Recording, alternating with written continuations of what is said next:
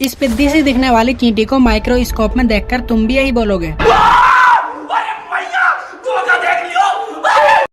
और भाई जिन चिप्स को आज हम बड़े ही मजे से खाते हैं उनका इन्वेंशन गलती से हुआ था। और क्या तुम जानते हो जापान में किसी स्नैक्स कंपनी की एक छोटी सी गलती की वजह से तुम उससे लाखों रुपए तक ऐंठ सकते हो। पैसा ही पैसा होगा। और भाई इस सवाल का जवाब क्या है? जब हम किसी छोटे बच्चे को बोलना सिखाते हैं कि बोलो पापा,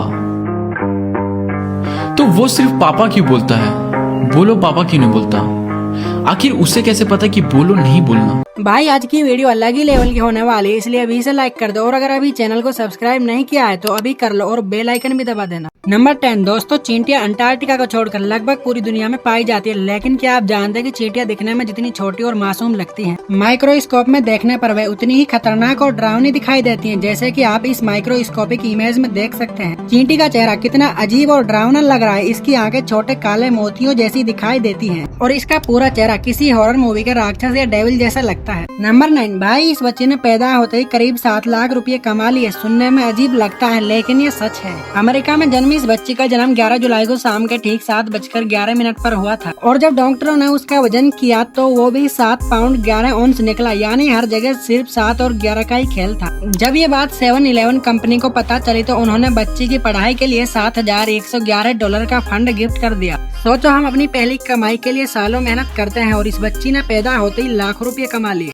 नंबर 8 दोस्तों, क्या आप जानते हैं कि जो पोटैटो चिप्स आप सब आज मजे से खाते हैं वे असल में गलती से इन्वेंट हुए थे। दरअसल पोटैटो चिप्स पहली बार 1853 में जॉर्ज क्रूम नाम के एक शेफ ने इन्वेंट किए थे। जब एक कस्टमर ने खाने के लिए फ्रेंच फ्राइज ऑर्डर किए तो फ्राइज बहुत ज्यादा मोटे और गीले होने के कारण वह कस्टमर बहुत ज्यादा गुस्सा हो गया। उसने शेफ को बुरा भला कहना शुरू कर दिया और मांग की कि फ्राइज को पतला और छोटा बनाकर परोसा जाए। जिसके बाद ये बात शेफ जॉर्ज के दिल पर लग गई। फिर गुस्से में आकर उन्होंने आलू को बहुत पतला और बारीक काटा, उन्हें डीप फ्राई किया और ऊपर से नमक डालकर उसी कस्टमर को परोस दिए। मजेदार बात यह है कि उस कस्टमर को ये चिप्स इतने ज्यादा पसंद आए कि वह रोज आकर खाने लगा और यहीं से पोटैटो चिप्स का इन्वेंशन हो गया। नंबर 7 भाई, इसलिए मुझे जापान बहुत पसंद है क्योंकि वहाँ एक ट्रेन सालों तक सिर्फ एक लड़की के लिए चलती रही। क्या बात कर रहे हैं? लेकिन आखिर उस लड़की में ऐसा क्या खास था?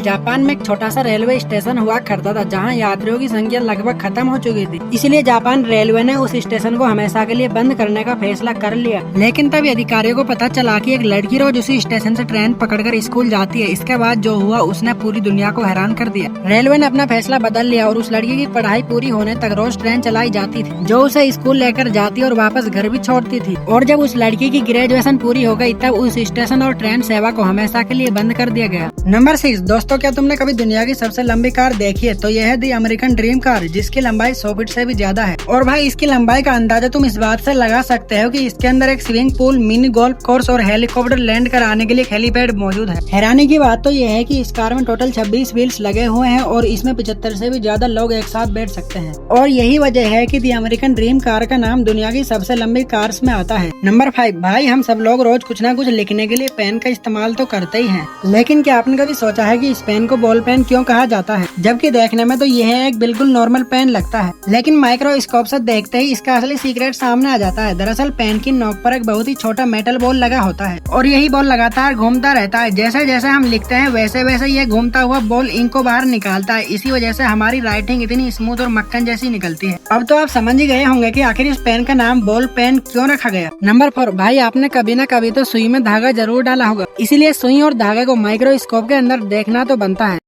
बात तो सही है।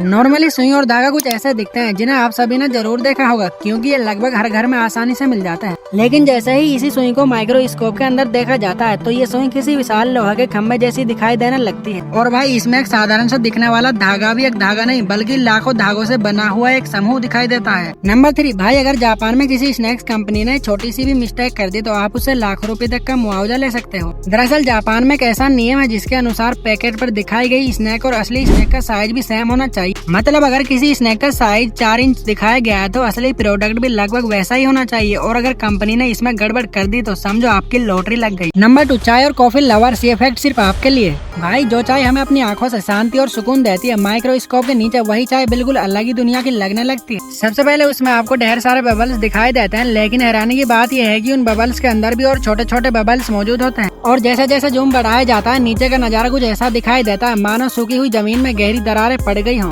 भाई एक साधारण से चाय के कप के अंदर भी इतनी हैरान कर देने वाली दुनिया छुपी हो सकती है, क्या आपने कभी ऐसा सोचा था? नंबर 1, क्या आपने कभी सोचा है कि जब हम किसी बच्चे से कहते हैं कि बोलो पापा, तो वो सिर्फ पापा ही क्यों बोलता है? उसे कैसे पता कि बोलो नहीं बोलना? दरअसल बच्चे पूरे सेंटेंस को नहीं समझते, बल्कि वे उस शब्द को पकड़ते हैं जिसे हम बार बार और ज्यादा जोर देकर बोलते हैं। इसीलिए चाइल्ड्स बोलो को एक कमांड की तरह अनदेखा कर देते हैं और सिर्फ पापा बोलने की कोशिश करते हैं। तो दोस्तों, अगर आपने वीडियो के किसी भी पार्ट में एंजॉय किया है या आपको कुछ नया सीखने को मिला है तो चैनल को सब्सक्राइब जरूर से कर देना।